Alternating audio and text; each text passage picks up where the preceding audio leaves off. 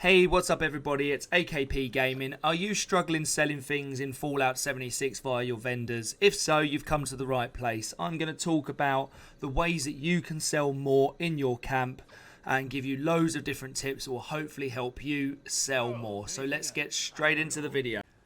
So the first thing that I want to talk about is the amount that you are selling. You may be aware on World Activity, it's the way that I can world hop and sort of search through vendors. Featured is normally open, but if you select all, you'll be able to see the vendors that are available. Now, this person's selling three-star weapons, loads of junk, 153 plans and 38 miscellaneous. That grabs my attention. If I go down to the next person, Spaz Turtle, I love that. That's a great name. 1 apparel and 18 plans. If you're trying to do lots of world hopping, what you've got to think is these players may not visit every single camp in the world, and you need to be standing out. That's the first stage, is getting people into your camp. Most people buy apparel, plans, of course legendary weapons for script, and also sometimes ammo starting to be bought again, flux and magazines and bobbleheads. So if you can have a bit of each, you are going to get people into your camp. So that is the first stage, get people in your camp.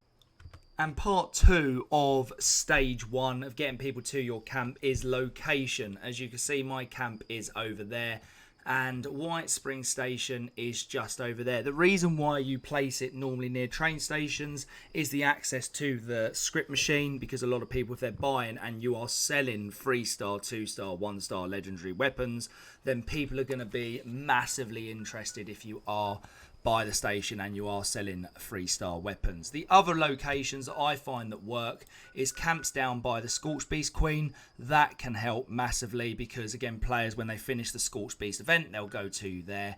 Or the other one can be what's called like baby locations. So the Wayward is a bit of a hot spot, but sometimes, and I've read in quite a lot of forums that this screams sometimes overpricing, so Wayward. But if you feel like you want to do it there, then there's no issue whatsoever. So now I've decided, I said to you I was going to go to this lovely Go Trex camp. There's quite a bit for sale. Stage number 2 is make it easy and the location of your vendor. So this is where I spawned in at the person's camp. Now, I'm not saying you have to, but if you find that you are spawning in, say, this location, it's got a random couple of things here.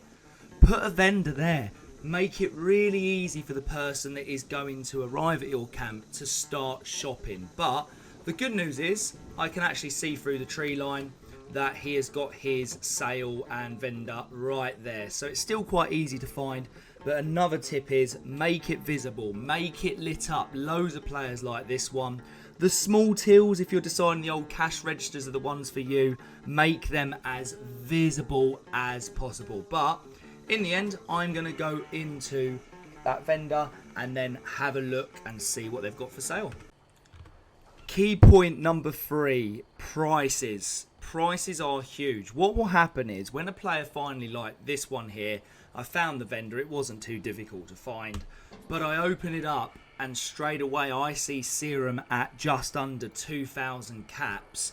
What the person's done is, I think they've based it on the value here of 2,000 and thought they'd knock 5 caps off, which is really generous of them.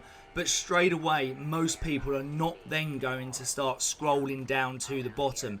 You could have stuff that you actually want, and but by the time you've got there, like a chemistry workbench for 240, come on, like get in the bin, like sort out your prices. Okay, so that's the first bit there. Now there are items, again there is some standardized prices. People say, they say sort of 50 to 90% of the price off, but you've also got to be aware that you could have some rare plans. Okay, so you need to be checking and researching the plans, having a look if people are selling them, and that will give you a good idea what price you should be selling them at.